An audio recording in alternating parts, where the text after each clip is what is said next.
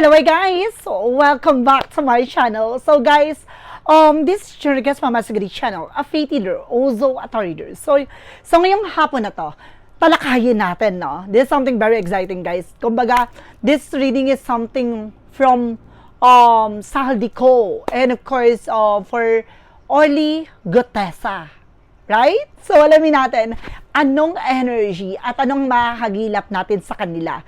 No? Ano ang makikita natin, anong malalaman natin, no? Anong mabubungkal natin, what is their hidden intentions, bakit may mga pasabog na nangyayari, anong mga kaganapan pang ating mahagilap, at ano pang mga hakbangin nila, ano pang mga bagay na kailangan nating malaman. So, ito na yan, guys. Excited na ba kayo? Alamin natin to. So, para malaman din natin kung ano ba talaga yung intention at the same time, no, kung ano ba talaga yung next na hakbangin nila. Then of course, it's a true or false ba? Kumbaga, may katotohanan ba or lying? Diba? So, let's see. Alamin natin to, guys. Yan yung shuffle ko ha, bago ako mag-anap. Then of course, guys, no, para madagdagan din, no? At this is something tawan gabay lamang po, no? Gabay lamang po with the spirit guides. So, nasa sa inyo yan kung paniniwalaan nyo o hindi, no? Nasa sa inyo po yon. So, let's see, guys. Alamin natin yan, guys.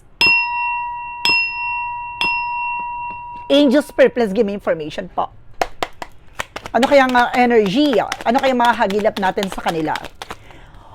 Oh my God. Ito, ha? Pasabog ito, ha? There's a devil card. No, there's a devil card. Ayan, ha? Nakikita niyo yan.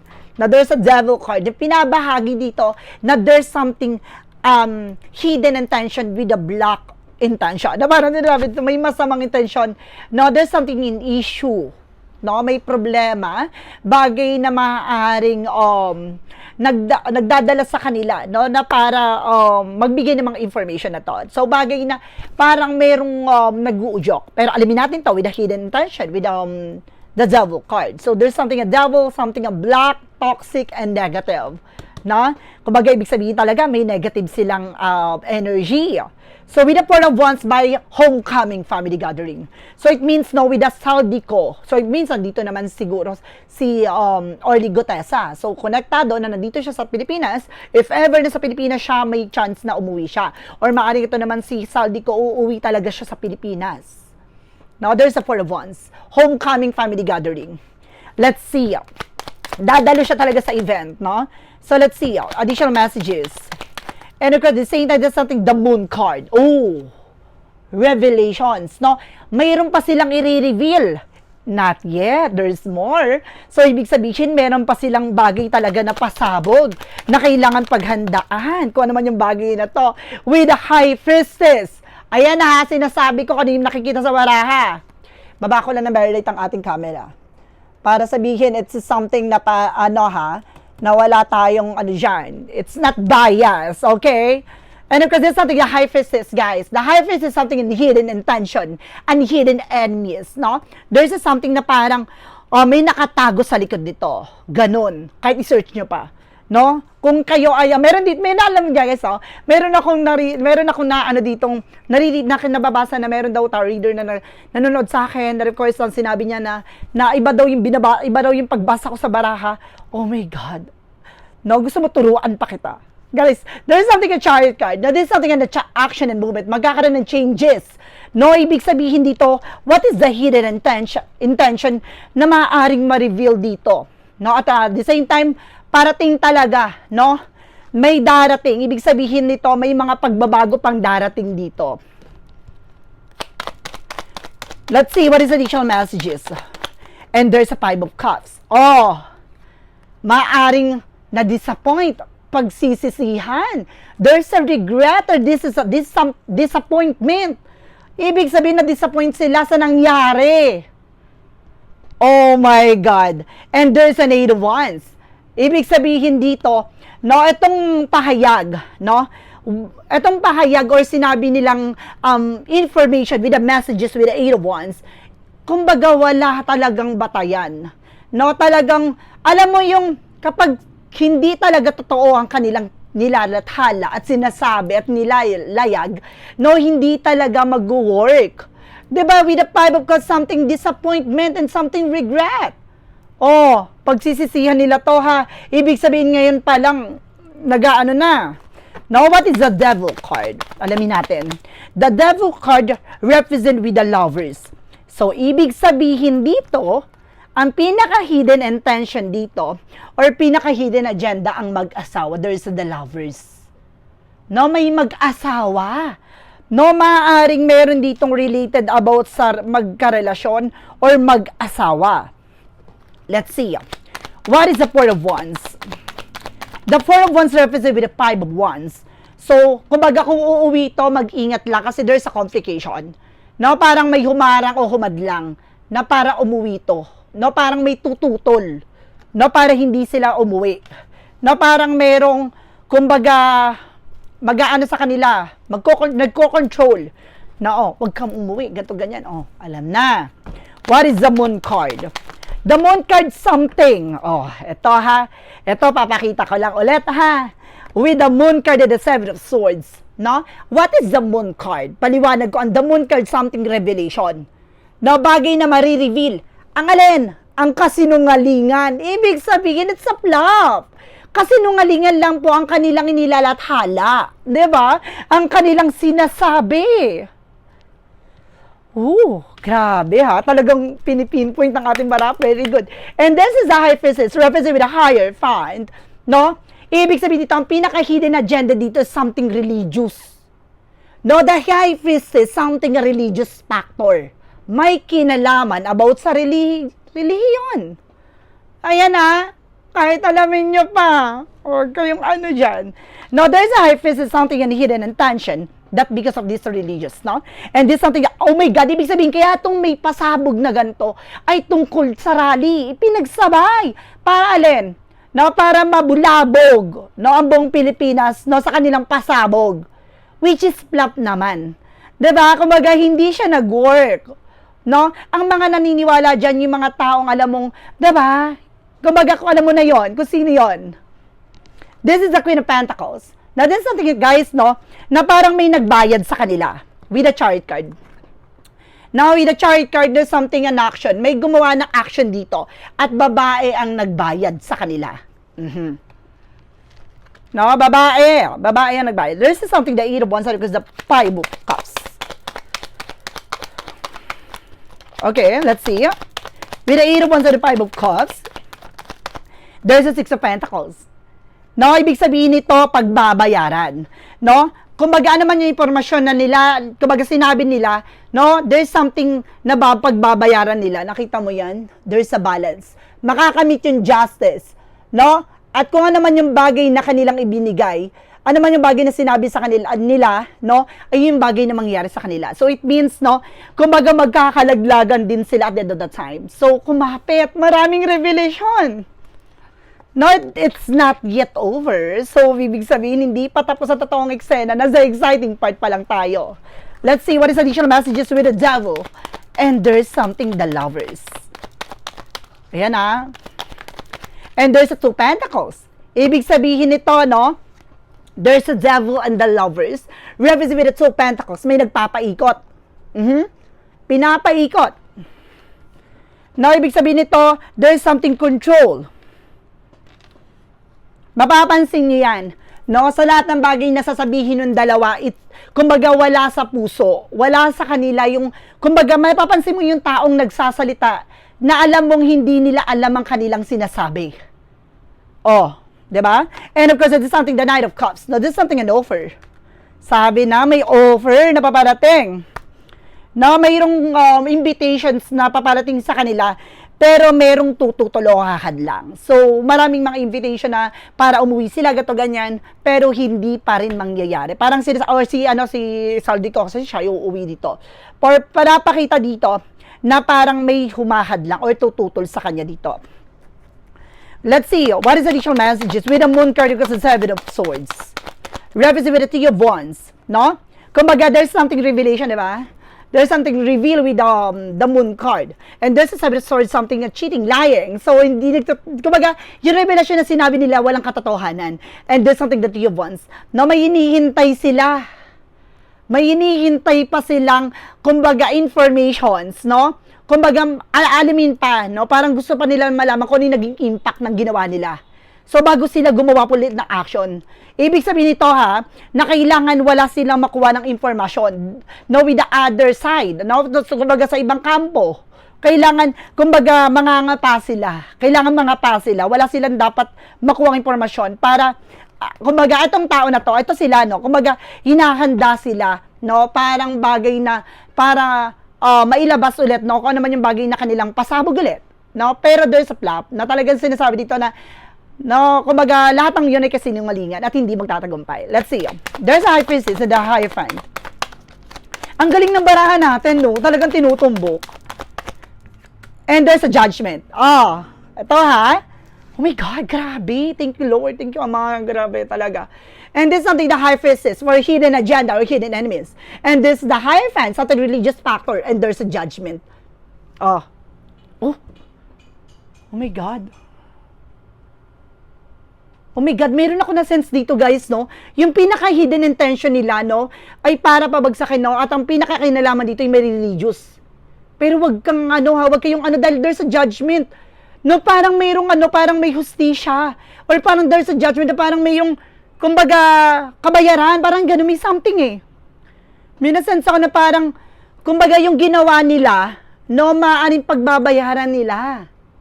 No, itong religious na to. No, parang, kumbaga meron ditong paalala na parang, merong, kumbaga hindi papayag ng nasa taas na ginagamit nila. No, yung Panginoon, ang ating Panginoon, no? Kung naman yung, there's a God.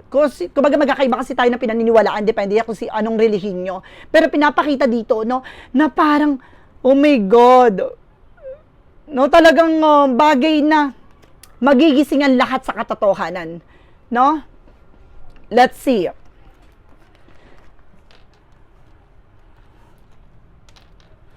Whew, spicy.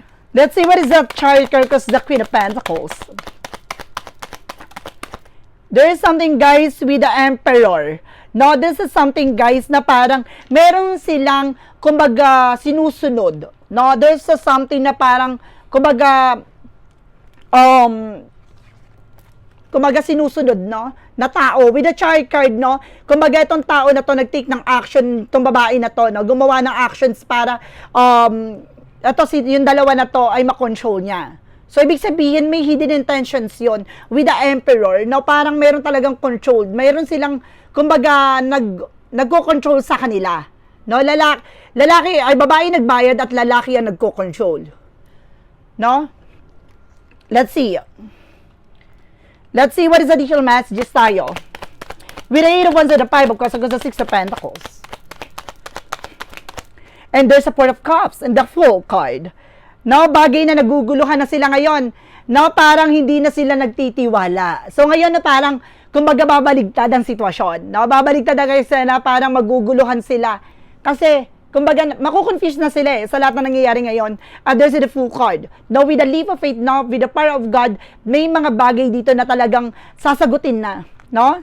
At magkakaroon ng kabayaran. No, ano man yung bagay na nangyari.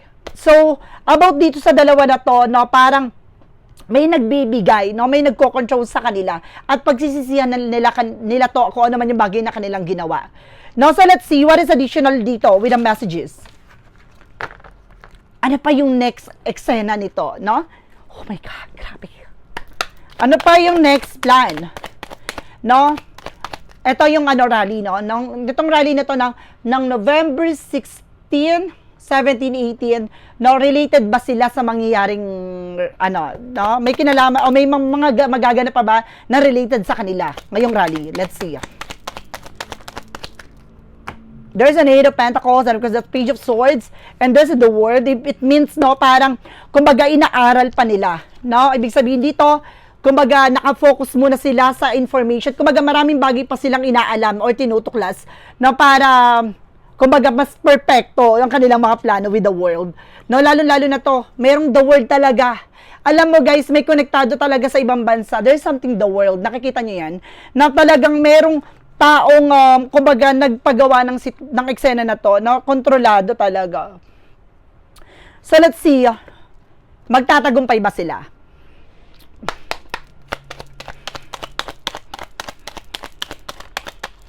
And there's something returning to the roots and the Ten of Wands. Na ibig sabihin nito, there's a no. So, pinapakita dito, ano man yung bagay o plano nila, babalik dun sa nag-uto. So, it means, no, kumaga, there's a bounce back. Talagang babalik sa kanila yung mga ginawa nila.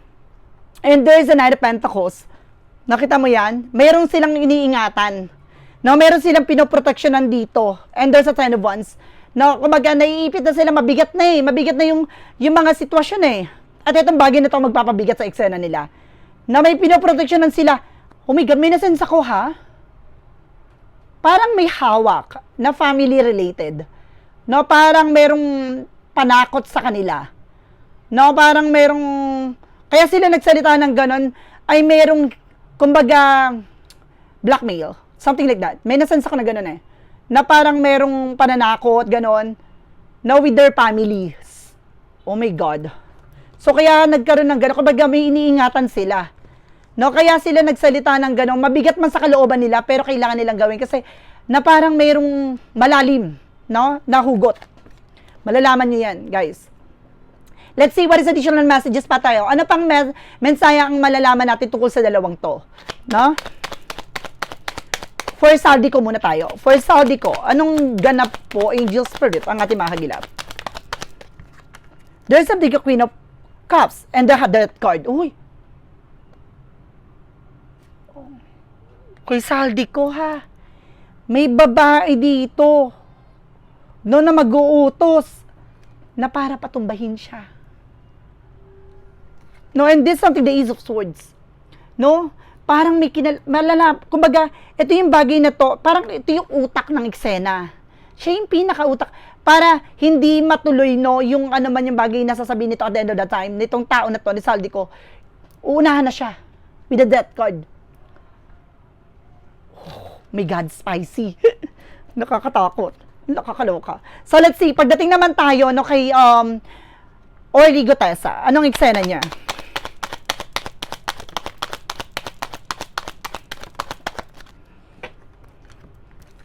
Ay, inaperan siya ng pera. No? Kumbaga, napanghihinaan na siya ng loob dito. No? Parang nawala na siya ng, there's a Nine of Pentacles in reverse. Na parang pinapakita dito na napanghihinaan na siya, no? At natatakot na siya. There's something, a weakness, self-doubt, no? With strength with the reverse, and the Ace of Pentacles, na binayaran talaga. Kumbaga, may involved na pera din at the same time.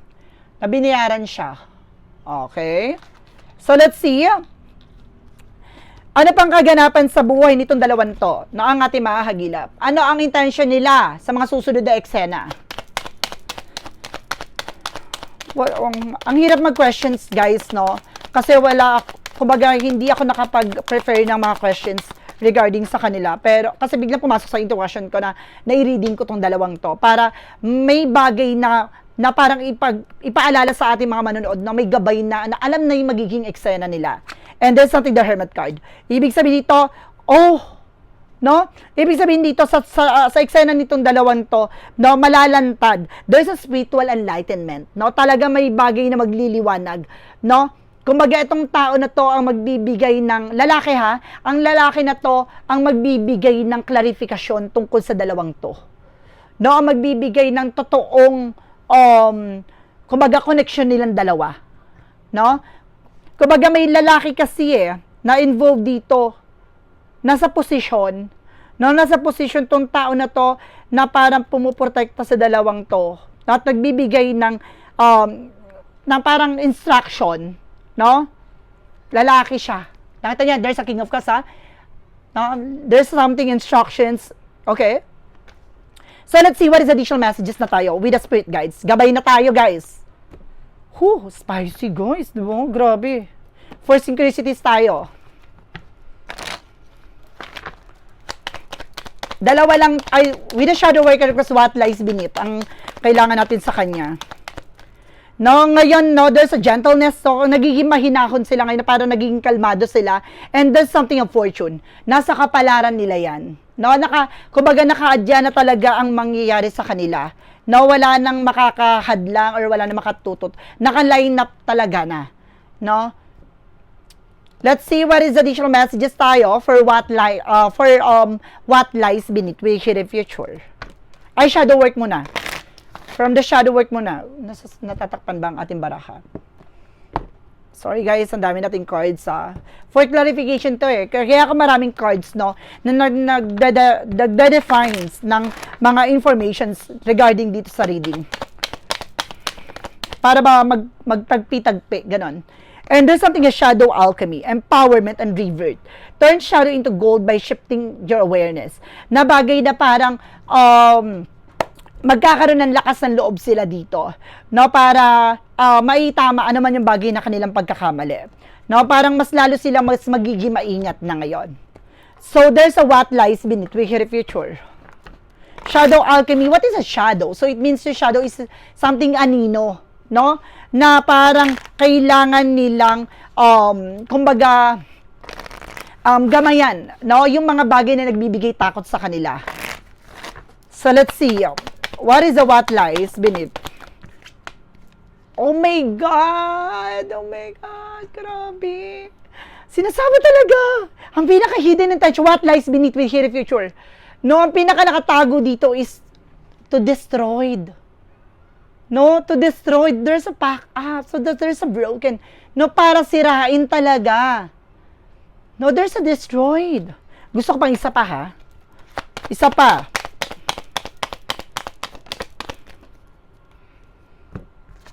And there's a burning evidence. No, susunuging ebidensya. Ibig sabihin ito, sisirain na ano man yung ebidensya. No, na magpapatunay na may kinalaman silang dalawa. Or ano man yung bagay na konektado silang dalawa. No, o maaaring meron dito na parang unti-unti nang sinusunog ang connection nilang nitong tao na to dun sa mismong nag-uutos sa kanila. No, there's a destroyed. Masisira sila dito. Masisira sila dito. At kumbaga meron ditong parang kulang sa ebidensya, no? So guys, this is something na pasilip natin para sa dalawang to na si Saldico at of course si Orly Gutesa. So guys, I hope nakatulong ako sa reading na to, ha. Then of course guys, this is something gabay lamang, no? Gabay lamang po ito para maunawaan at malaman din ng mga manonood natin kung ano yung mga nangyayari behind the scenes, no? Nasa sa inyo na yan kung paniniwalaan nyo o hindi. Now, of course, guys, maraming salamat. Don't forget to like and subscribe my channel and hit notification bell for more videos updates. So, guys, maraming salamat po. So, once again, this is Chinrugas from my Saglit channel, a faith healer, also Tardiers. So, maraming salamat po and see you the next video. Bye-bye and babush.